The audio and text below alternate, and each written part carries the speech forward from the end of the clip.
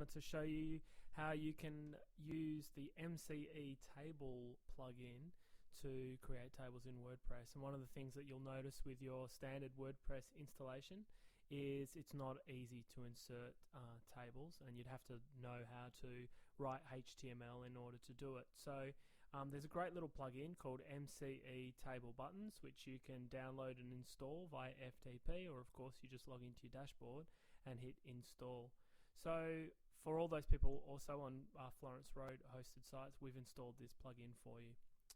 So all you need to do is you just add a new post once the plugin is installed, and you'll find there's a new row of buttons across the bottom. Just click the box, and then you can insert as many columns as you like. Let's put 5 columns in, and we're going to make it 5 rows. You've got padding and cell spacing and borders and alignment and all sorts of other things. We might say, okay, border, let's put 1, which will put a line around everything. And you can go into the advanced settings, and you can obviously change that. So, you know, there's some more technical code that you probably don't need to worry about in here, but you can do things like border color. You know, you might want to change the color, and we'll make it a grey. So we'll just select the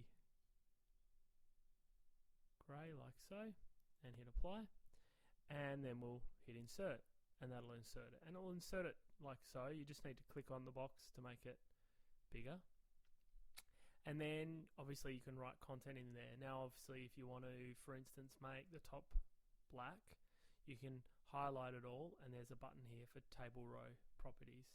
So you can say, okay, let's make that whole row, we want to make that black instead.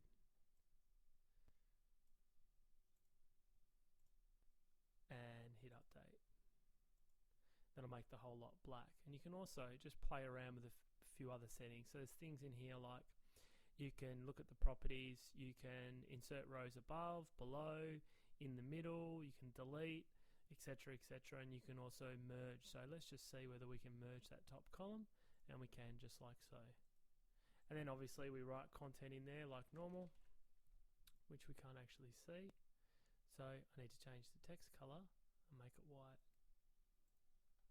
And that just kind of gives you an understanding for, obviously, you know, if you need to edit that particular row, like you need to improve the spacing, you just go into the table row, and you could go into vertical alignment. We're going to have center, and the alignment will be left, and you can even give it a height, and the height will be in pixels. So you would say, for instance, an average font is about 12 or 14, so you might say, alright, let's make it 18, and just see whether that updates.